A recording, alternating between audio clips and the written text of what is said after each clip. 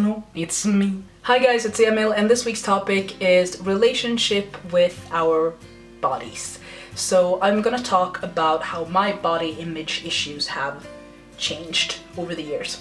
So when I was about 10 or 11, I started to get some issues with my body, and obviously I think some of them were connected to like dysphoria, like the feeling that something was off and slightly wrong that really couldn't really put my finger on, you know, what exactly it was, why exactly I was feeling this way. But I started to get really like self-conscious about my hair. I didn't like that it was like slightly wavy, so I used to flatten it a lot for a long time, and so it was not good for it, and it got really frizzy. So for a lot of years I just didn't know what to do with my hair, and no matter what it looked like, I didn't really like it. And now that I look back at pictures of myself, I'll see that my hair looked fine for like many times. It looked fine, but I thought it looked awful right then, and I was still self-conscious about it.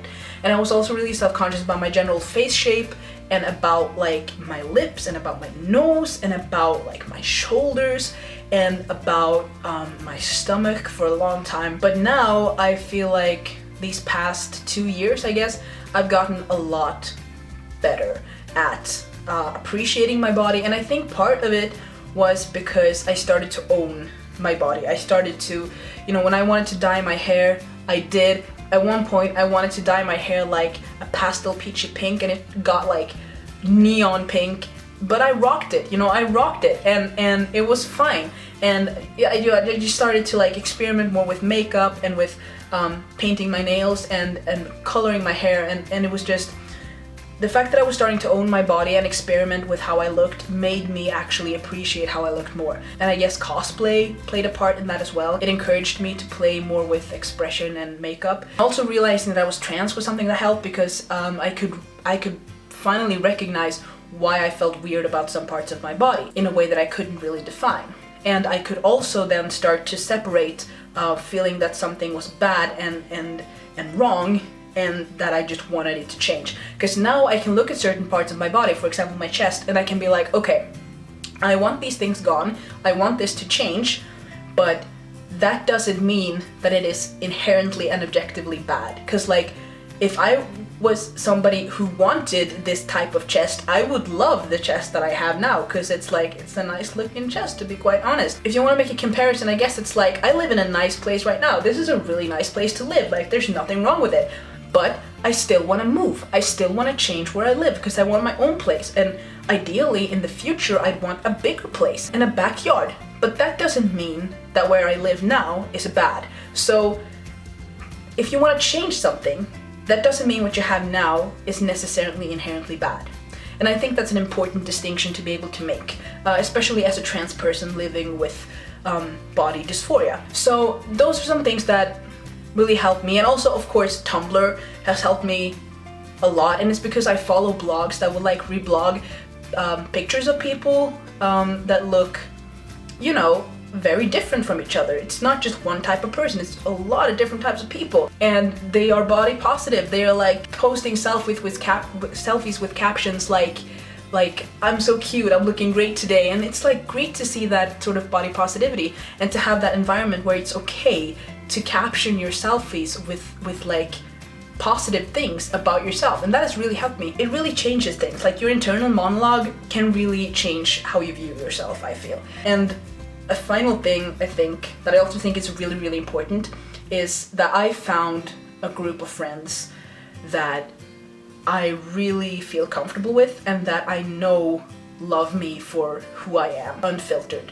They love me for who I am, and that is really comfortable and comforting. And it took a few years to find that solid squad, you know, the hairy leg squad. It has nothing to do really like directly with my body, but they make me feel like I can still be loved even as I am right now, and that's really comforting. And also finding a partner, I mean, finding a partner is not going to solve all of your problems. I'm still self-conscious about my stomach, but it's gotten a lot better since I found like all of the things I mentioned before, and my group of friends, and also my partner, because now I really have proof that my body is lovable and is worthy of appreciation from another person. I don't think it's necessarily a bad thing to want approval and encouragement from other people.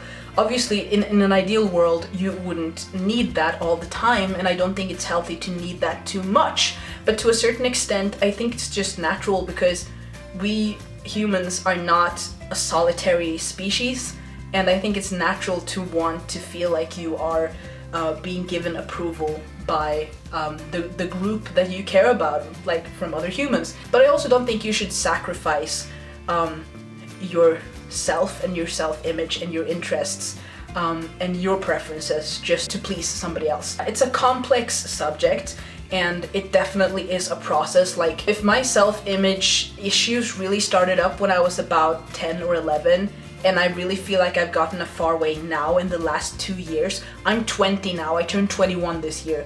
That's 10 years of trying to work with this and trying to experiment with my expression and find what I'm comfortable with, and find a social group that I'm comfortable with and that validates me. Everyone's process is individual, and it might take some time, but I just want you to know that it's not impossible for anyone to start appreciating their body, even if you can just find one thing to latch onto that you like. Like, I always like my eyes, for example. Even if you can just find that one thing and look yourself in the mirror and appreciate that one thing and tell yourself you appreciate that one thing. And then you can start to, slowly improve in that way. I don't know. I don't really know what I'm talking about. I'm no expert, but I'm just like streaming my thoughts at you right now. I think, considering everything, I have a good relationship with my body right now. I know that there are things I want to change, both dysphoria-wise and just body image-wise, but I'm fine. I'm fine just the way I am, and I like a lot of the things that I used to be self-conscious about. I like my hair, I like my nose, I like my face shape, I like my hands, I like my shoulders. I like a lot of things about myself, and it's been a process, but it's definitely not impossible to get to that point where you think that you're cute, And I also think it's important to recognize, this is how I look at it. Beauty is a subjective thing. And that means that if you decide that you are beautiful, then you are. I think that is a really good thing to internalize. That's really how it is. One person might find something beautiful, then another person finds not beautiful. So if you decide that you're beautiful to you, then you are. And I know that in practicality, it's not always that simple and not always that easy, but I find thinking like that really, really helps me. Also, if you are a trans person who is not on hormones, I really recommend you check out a Tumblr blog that I have called No Shot Still Hot. There'll be a link in the description. It's a body positivity blog for trans people who aren't on HRT or are not planning to be.